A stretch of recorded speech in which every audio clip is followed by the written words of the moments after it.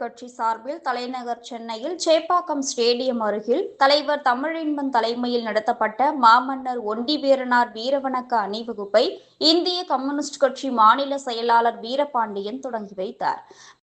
மன்னர் ஒண்டி வீரனுக்கு மன்னர் ஒண்டி வீரனுக்கு வீர வணக்கம் வீர வணக்கம் வீர வணக்கம் வீர வணக்கம் வீர வணக்கம் வீர வணக்கம் வீர வணக்கம் வீர வணக்கம் வீரத்தாய் புயலிக்கு வீரத்தாய் புலிக்கு வீர வணக்கம் வீர வணக்கம் வீர வணக்கம் வீர வணக்கம் வீரத்தாய் புயலிக்கு வீரத்தாய் புலிக்கு வீர வணக்கம் வீர வணக்கம் வீர வணக்கம் வீர வணக்கம் வீர வணக்கம் வீர வணக்கம். பின்னர் பத்திரிகையாளர் மன்றத்தில் மாமன்னர் ஒண்டிவீரன் திருவுருவ படத்திற்கு மாலை அணிவித்து மலர் தூவி மரியாதை செய்தனர்.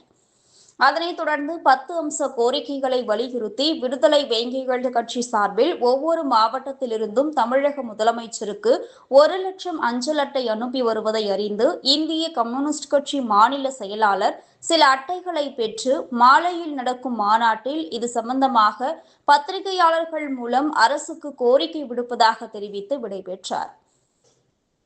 பின்னர் தலைவர் தமிழின்பன் பத்திரிகையாளர்களுக்கு 10 அம்ச கோரிக்கைகள் மற்றும் ஆணவ படுகொலைக்கு எதிரான தனி சட்டம், இந்து சமய அறநிலையத்துறை மூலம் இயங்கும் கோவில்களின் அறங்காவலர் குழுவில் பட்டியலினத்தை சார்ந்தவர்களை கட்டாயம் இடம்பெறச் செய்து சமத்துவத்தை வலுப்படுத்த அரசு முன்வர வேண்டும் உள்ளிட்ட பல்வேறு கோரிக்கைகளை தமிழக அரசுக்கு முன்வைத்தனர்.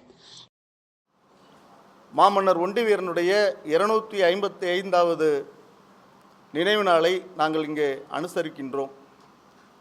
பல்வேறு கோரிக்கைகளை இந்த நாளிலே தமிழக அரசுக்கு முன்வைக்கின்றோம். மேற்கு மண்டலத்திலே குறிப்பாக 10 மாவட்டங்களில் இன்றைக்கு தமிழக வெற்றி கழகம் வெற்றியடைந்திருப்பதற்கு மிகப்பெரிய காரணமாக அருந்ததியர் சமூகம் இருந்திருக்கிறது. கிட்டத்தட்ட 50 லட்சம் வாக்காளர்களை ஒட்டுமொத்தமாக தமிழ்நாடு முழுவதும் வைத்திருக்கின்ற இந்த சமூகத்திற்கு அரசியல் பிரதிநிதித்துவம் இதுவரை இல்லை. இந்த ஆட்சியில் கிடைக்கும் என்று நாங்கள் நம்பியிருந்தோம். அதற்காகவே தேர்தலுக்கு முன்பாக நாங்கள் தமிழக வெற்றி கழகத்தினுடைய அரசியல் செயலாளர் மாண்புமிகு இன்றைக்கு பொதுப்பணித்துறை அமைச்சராக இருக்கக்கூடிய திரு ஆதவ் அர்ஜுனா அவர்களை சந்தித்து எங்களுடைய ஆதரவை தெரிவித்தோம். கூட்டியக்கம் தமிழ்நாடு முழுவதும் பணியாற்றினோம். இன்றைக்கு மேற்கு மண்டலத்திலே குறிப்பாக 35 தொகுதிகளை தமிழக வெற்றி கழகம் கைப்பற்றியிருக்கிறது. இன்றைய ஆட்சியிலே மிகப்பெரிய பங்கு வகிக்கக்கூடிய வாக்காளர்களாக எங்கள் சமூகம் இருந்தாலும் கூட ஒரே ஒரு தொகுதி, அதாவது ராசிபுரம் தொகுதியில் மட்டும்தான் திரு லோகேஷ் தமிழ்ச்செல்வன் அவர்களுக்கு வாய்ப்பை கொடுத்து இன்றைக்கு வணிக வரி மற்றும் பதிவுத்துறை அமைச்சராக அவர் பணி செய்து கொண்டிருக்கிறார். எங்கள் கோரிக்கை என்னவென்றால், வருகின்ற இடைத்தேர்தல் கிட்டத்தட்ட 8 தொகுதிகளிலே இன்றைக்கு காலியாக இருக்கிறது. எங்களுக்கான உரிமை என்பது 14 தொகுதிகள்.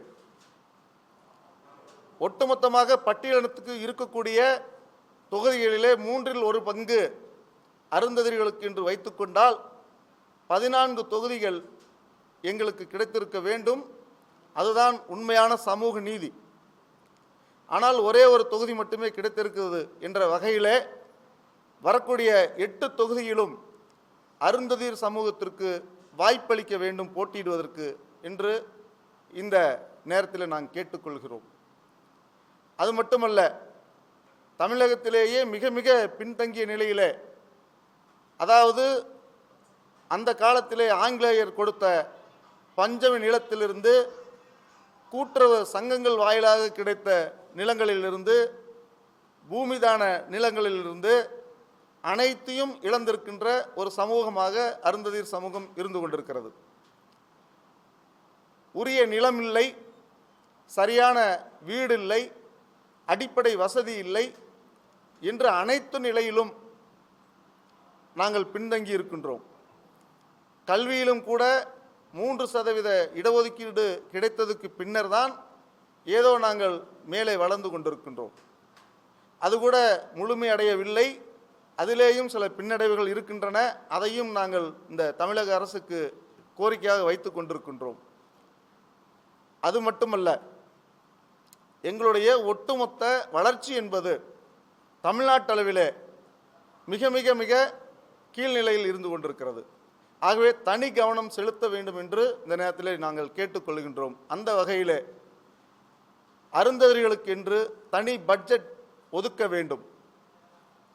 அருந்ததியர் நலவாரியம் கடந்த ஆட்சியிலே செயல்படுத்துவதற்கு முனைந்து நிலுவையில் இருக்கிறது. ஆகவே அருந்ததியர் நலவாரியத்தை தொடர்ந்து நடத்திட வழிவகை செய்ய வேண்டும்.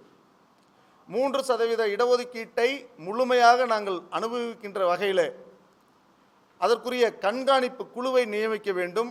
அந்த கண்காணிப்பு குழுவிலே அருந்ததியர் தலைவர்களை நியமிக்க வேண்டும்.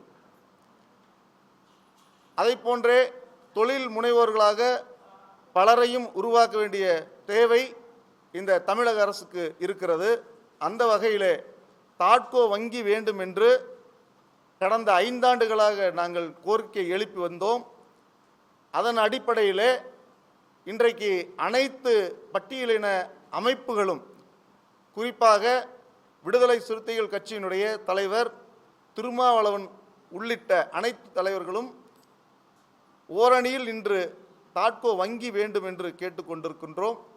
ஆகவே அதை உடனடியாக பரிசீலனை செய்து அதற்குரிய நிதிகளை ஒதுக்கி தாட்கோ வங்கி அமைக்க வேண்டும்.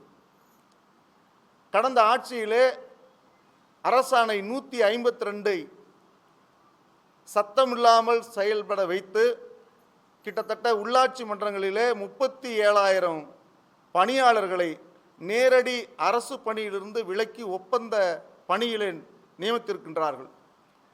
இதை நாங்கள் வன்மையாக அன்றைக்கு கண்டித்தோம். அதை சீர் செய்ய வேண்டும் என்று கேட்டுக்கொண்டோம். ஆனால் இதுவரை அது சீர் செய்யப்படவில்லை.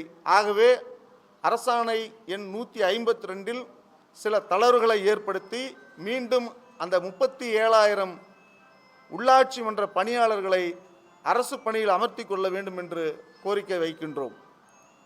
அது மட்டுமல்ல, இன்றைக்கு தூய்மை பணியாளர்கள், அதாவது சத்துணவு கூடத்தில் உள்ள தூய்மை பணியாளர்கள், மருத்துவமனையில் உள்ள தூய்மை பணியாளர்கள், நகராட்சி, ஊராட்சி, பேரூராட்சி, மாநகராட்சி உள்ளிட்ட பல்வேறு பகுதிகளில் இருக்கக்கூடிய ஒப்பந்த பணியாளர்கள் அனைவருக்கும் தொகுப்பூதியம் வழங்க வேண்டும்.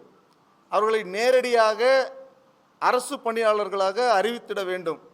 ஒப்பந்த பணியை முழுமையாக ரத்து செய்ய வேண்டும் என்று கேட்டுக்கொள்கின்றோம்.